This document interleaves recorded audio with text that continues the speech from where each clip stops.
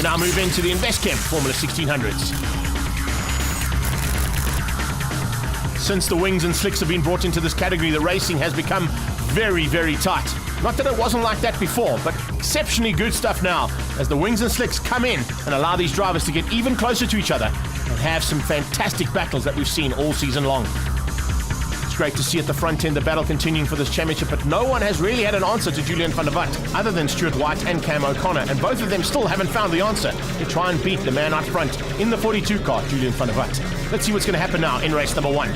The lights are going to go out. As soon as they go out, we go racing and down towards turn 1. Stewie White not getting the start he wanted. He's on the clean line, and on that line didn't quite get off as quickly as what he wants. And you can see Alex Gillespie got a fantastic drive down into turn 1. Could possibly go side by side with Stewie White as they go into turn 1, and that's exactly what's going to happen. White's got the inside line though, so Gillespie might have to back out. In fact, if he backs out too much, Cam O'Connor looking to sneak through there and go with him. Has he been able to do it? Yes, he has. No. Look at that. Just getting through there was a move from Gillespie. So O'Connor, the only loser at the top 4, dropping down 1 position as they went into turn 1 and through the S's. In the back there you can see we go on board here with Wesley Vosloo, another new man to the series. Lots of new category drivers getting involved here, and in fact Daniel Dermany even getting a chance to test one of these cars. So keep an eye out. We could be seeing a little bit of changing at the front end of this field if these karters are starting to make inroads into Formula 1600s like they have done already. The man at the front is a karter, a national champion at that as well, and certainly knows he wants to take this championship. Liam Pienaar, also a very experienced karter and looking very good in the Phoenix machine as he heads up to the top and under braking into Dunlop. There's a big look. You can see in the background, couple of changing in positions. All Vosloo runs Schofield wide. Good move as he dived up the inside there and just forced Schofield into a bit of a mistake. Here we go on board with Ian Schofield as they come onto the main straight behind Wesley Vosloo now, trying to put this car as fast as it can go.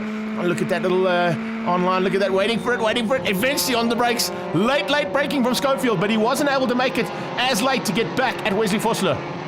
Coming out of turn 1 now. Oh, a little wide running there from Andrew Schofield. That could be costly, especially with Vosloo and Ian right on his tail. And that could be a change-up any second now. Speaking of change-up, looks like Gillespie's under a bit of pressure. Cam O'Connor looking to do some damage here. We go on board with the young man. This is one of the youngest drivers we've got in this country at the moment, and he's doing fantastic things not only here in Formula 1600s but in karting and on an international stage as well in the karting. There's Vosloo on the inside of Andrew. Wow, Wes is not holding anything back here. Takes out Ian, takes out Andrew and shows them the way around. Great to see this. This is what we were looking for a long time. Andrew Schofield won't be happy about that. You're going to have to come back at him as they go through Chevy now, heading up to the top and on the brakes for Dunlop. It's unbelievable how close these guys get now. So great to see. You can see a little bit of a change up there in the 117. Josh Dolenschek, a little bit closer than what he has been all season long and fighting hard there with Liam Pienaar. But the man out front has got a great margin. And I don't think Stewie White, with all his international experience this year, both racing here and in Formula 4 overseas, has got what it takes to beat Julian van der Walt. The car underneath van der Walt just seems to be an extension of his body, and he certainly is having a phenomenal season. Gillespie keeps O'Connor at bay for now. How much longer? Cam O'Connor have to try and find some maneuver, some way, just a line somewhere that he can get past on this man. Gillespie, the Dark Knight with the black helmet, heading through the absolutely flat out corner there at Hanger in these cars. There's a lot of corners that they wouldn't have gone flat out before. And oh, in fact, look at that. There's Cam O'Connor into the hairpin, has a big dive and nearly locks wheels. Fortunately, they didn't come together because that could always end up in tears. But Gillespie had to go defensive and in fact had to fight hard to keep Cam O'Connor from sneaking through there. Let's see if he's able to find a maneuver here. Cameron O'Connor doing a great job. Remember, he was fighting for his first win at the last round. So he certainly knows what it feels like to be on the podium, and he definitely wants to be there again. Gillespie just wants to get as many points in the bag as he can and see if he can get any closer to the front. Great shot as he had to go a little bit wide there, fighting the car onto the rumble strip and what was left of it as they head down onto the brakes now into turn 1. Can Cam O'Connor find a maneuver? No, not here. He's actually a lot better through the twisty bits than what Gillespie is. You'll see his cornering ability and his ability to hit the lines slightly better. Oh no, Vosloo! I was about to say, a little bit better from Cam O'Connor, but not so good from Wesley Vosloo. He gets out of shape and ends up on the dirty stuff. That's right at the back of the field, and he might have to now fight his way through for a possible top 10 if he's able to get up there. There you can see from Schofield's point of view, just outbraked himself, went in, and he nearly went with him in sympathy. And here's Vosloo's point of view from on board, just locking it up, under braking, trying a little bit too hard, but you know you got to try to find out where those limits are. Great run though from the West Rand man. Heading into the mid-pack now, Liam Pienaar applying pressure to the back end of Brad Benningfield, and Benningfield starting to feel that pressure. Liam Pienaar wants to go through. You can see he's going to have to work hard in that Phoenix Jewelers machine. But whether or not he can find a way through on Benningfield is a difficult task. Brad Benningfield being a seasoned campaigner in single-seaters for a long time now and certainly knows what to do and where to put that car to ensure that he can keep everybody else behind him. Hasn't quite got the pace of the front four, but definitely got a chance of getting onto the top 5 here if he can keep Pienaar at bay. Gillespie, under pressure, we know that. He'll be looking in that rearview mirror and expecting, oh, hello! Never mind expecting something up the inside from Cam O'Connor, but there goes his nose cone. And that front Carl just went flying off and into the way of both the Schofields, who managed to see it, fortunately, and went left and right to go past. One of the marshals will have to run on there and hopefully get it out the way. LT, Lieutenant Colonel Alan Mayer, having a bit of a fight there. Great to see that as well. He's in a bit of a ding-dong there with Donnie Lamola. And hasn't found a way through just yet. Look at this.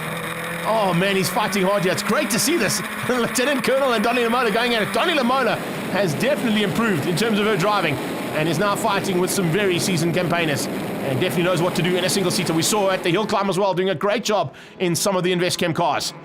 But Lieutenant Colonel Alan Mayer has not found an answer yet to the pace of the young lady in front of him. As they head down into Chevy now.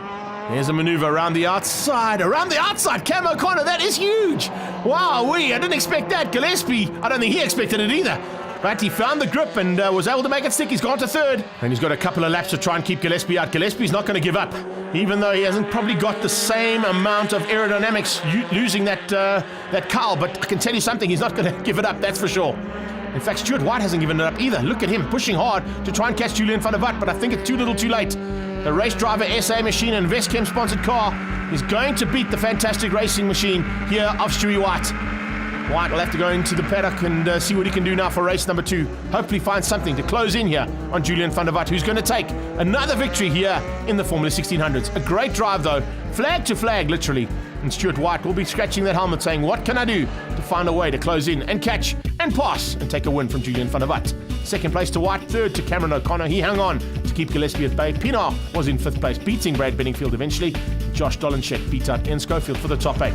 Donnie, a great race and a personal overall victory for you as well. It's been fantastic. It was a lovely first race I've ever had. I think in my lifetime of racing, that was the best race. Beating Alan Mayer was just a bonus on top of it. And crikey, it was not easy. He was just putting so much pressure behind me and it was just too much for me. But I managed to beat him and it was fantastic. Alan, the ladies got the better of you today. Yeah, first time back in P after 3 years, and yes, Donnie, flippin' give me a hiding. Yeah, she absolutely drove beautifully. I was going along thinking, well, she's going to go, and not at all. She was like rock steady. The brakes, braking, down the straight, everything, through the corners, absolutely wonderful, beautiful. Alex, the turn 1 incident with Cameron. Oh, it was beautiful from Cameron. I saw he had a better drive out of the last corner than I did. And it was the one lap I didn't have a good drive out of the corner and he pounced on it beautifully. So I ran defensive and I hit what I thought was the right brake point. And then when I saw him run a bit deep, I thought, he's gone. I thought he's cost himself this whole race for a chance at third. And he hung it out there and he brought it back. So I'm sad he beat me, but what a way to be overtaken. I'll have to give him credit for that one.